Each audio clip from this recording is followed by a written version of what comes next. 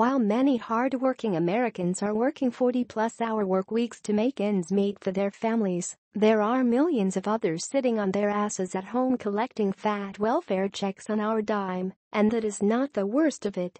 For years, these welfare leeches have learned to scam the system so that they can continue their welfare abuse undetected, while politicians have allowed it to happen. It seemed that no matter how many times welfare fraud was discovered, these criminals were able to get off scot-free without harsh consequences. One of the worst perpetrators of this sort of fraud plaguing our country is Muslim refugees and immigrants. These people come over to America, get on welfare and milk the system for all it's worth, and we the taxpayer get the pleasure of footing the bill.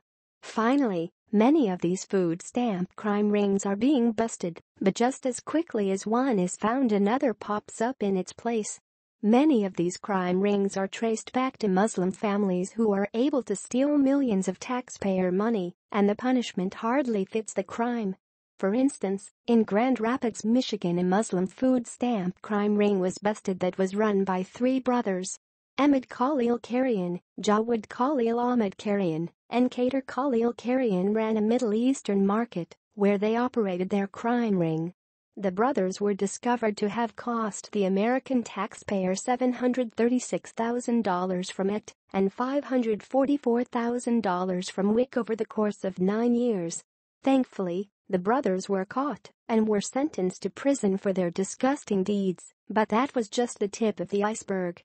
Just recently, another Muslim family was just accused of running a massive welfare fraud scam, stealing $16 million, and all that one man received was just 18 months in prison and 3 years of supervised release. Here's more from 100% fed up. U.S. District Judge Richard D. Bennett sentenced Mohammed Sarmad, age 41, of Nottingham, Maryland, to 18 months in prison, followed by 3 years of supervised release, for conspiracy to commit food stamp fraud and wire fraud in connection with a scheme to illegally redeem food stamp benefits in exchange for cash. At the sentencing on March 27, 2017, Judge Bennett also ordered that Sarmad pay restitution of $3,550,662. Sarmad, co-defendant Mohammed Irfan, and other family members owned and/or operated New Sherwood Market, 6324 Sherwood Road in Northwood, Maryland, Martin Mart, 1504 Martin Boulevard in Middle River, Maryland, Rosedale Mart, 6326 Kenwood Avenue in Rosedale, Maryland, and M&A Mart, 7400 at Belair Road in Baltimore. All of the stores were authorized to accept SNAP, except the M&A Mart.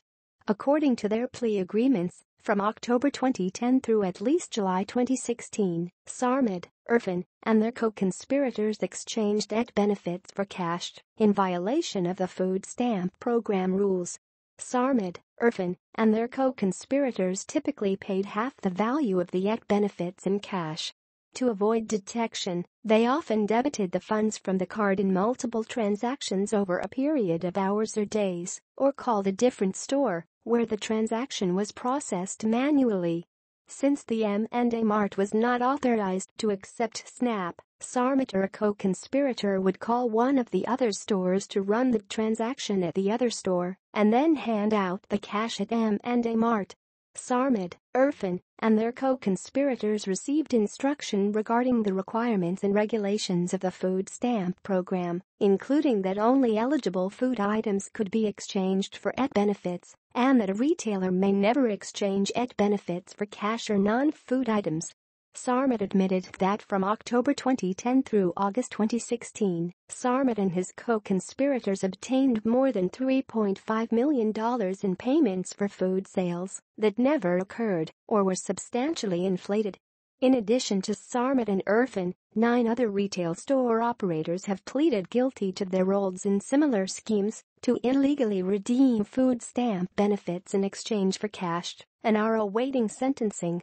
3 other defendants are scheduled to go to trial later this year. Obviously, these light punishments are not working, and they are not nearly enough of a consequence for these nasty thieves. So that is why President Trump is making one of his goals to combat welfare fraud And as you know, the left will lose their mind over it. According to The Hill, President Trump is looking to overhaul the welfare system, which will throw people off that do not deserve it. Some people are really taking advantage of our system, Trump said during a cabinet meeting. And we are going to be looking very, very strongly therefore at welfare reform. Trump indicated the effort would be directed toward people he believes are receiving public benefits but shouldn't be. People are taking advantage of the system, and then other people aren't receiving what they really need to live, he said. And we think it's very unfair to them. The president did not reveal any details of a welfare overhaul, but said his cabinet would discuss recommendations and reveal them very shortly.